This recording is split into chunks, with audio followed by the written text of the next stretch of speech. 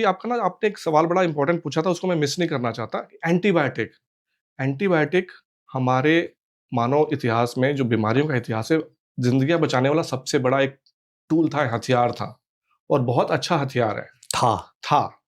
Okay. उन्होंने बहुत ज़िंदगियाँ बचाई। अभी भी है उन लोगों के लिए जो और कोई तरीका नहीं उनको फाइट करने का। तो मैं फिर से बोलता हूँ कि दवाई और डॉक्टर बहुत इंपॉर्टेंट हैं।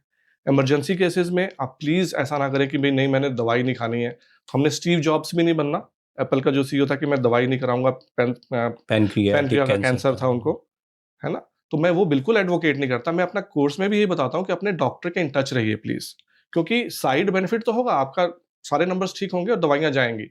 लेकिन वो टेपर ऑफ आपने दवाई डॉक्टर के साथ मिलके बात करनी है, क्योंकि मैं डॉक्टरी सलाह बिल्कुल नहीं देता।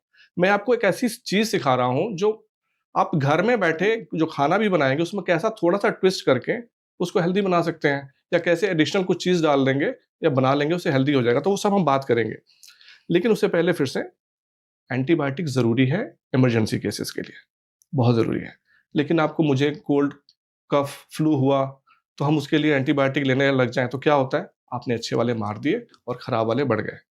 तो इसलिए एंटीबायोटिक का इस्तेमाल जुडिशियसली करना चाहिए। That's all I am saying. और सेम चीज़ विद दवाइयों, जो भी दवाइयाँ आप खा रहे हैं, पेन किलर तक का लेके। अब मैं आप लोगों को मतलब ये बातें बताऊँगा सो दैट कि आप सजग हो जाएँ।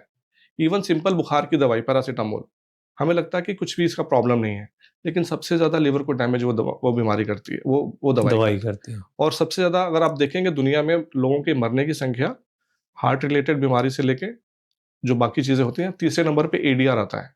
मतलब एडीआर क्या है? Adverse drug reaction. मतलब जो डॉक्टर ने प्रिस्क्राइब किया, उसको आपने खाया, उसके बाद भी डेथ हुई। तो ये हमें समझना पड़ेगा कि हम जो केमिकल का बहुत ज़्यादा इस्तेमाल करने लग गए, उसकी वजह से बीमारियाँ आ रही हैं।